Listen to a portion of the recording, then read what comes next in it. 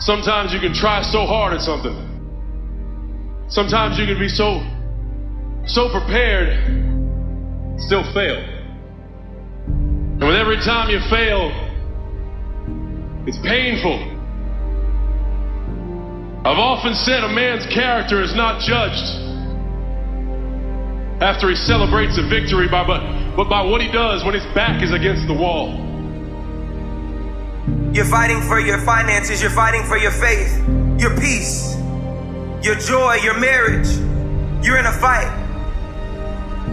You've got to be knocked down and then be willing to continue. You're going to be laughed at and you're going to be ridiculed. You're going to face self-doubt. You're going to be exhausted at times. You're going to face all sorts of challenges if you want to get to your Mount Everest. Everything that happens to you is for your growth. It's the times of suffering that make you great. So no matter how great the setback,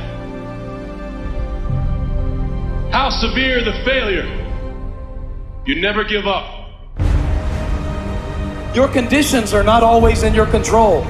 You don't always get to decide what kind of skies you face. You don't always get to decide what kind of seas you sail on. You don't always get to decide the weather forecast. There are some things that are outside of your control, but your courage is in your control. Come on, you got to keep your courage up. Your bank account might be going down, but keep your courage up. Your grades might have gone down last semester, but if you keep your courage up, you can get your grades back up. Even if everything else goes down, keep up your courage.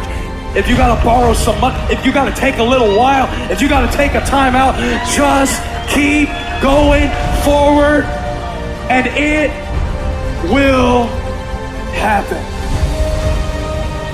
Fight with a focus that's looking beyond what's coming against you and looking toward what is within you, to know that greater is He that is in me than he that is in the world.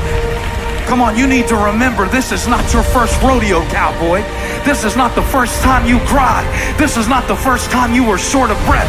This is not the first time you didn't see a way clear. This is not the first time you were hurt. This is not the first time your heart was broken. This is not the first time you didn't have enough money. This is not the first diagnosis that came up from behind. You never give up. You pick yourself up. You brush yourself off. You push forward. You move on. You adapt. You overcome. That is what I believe.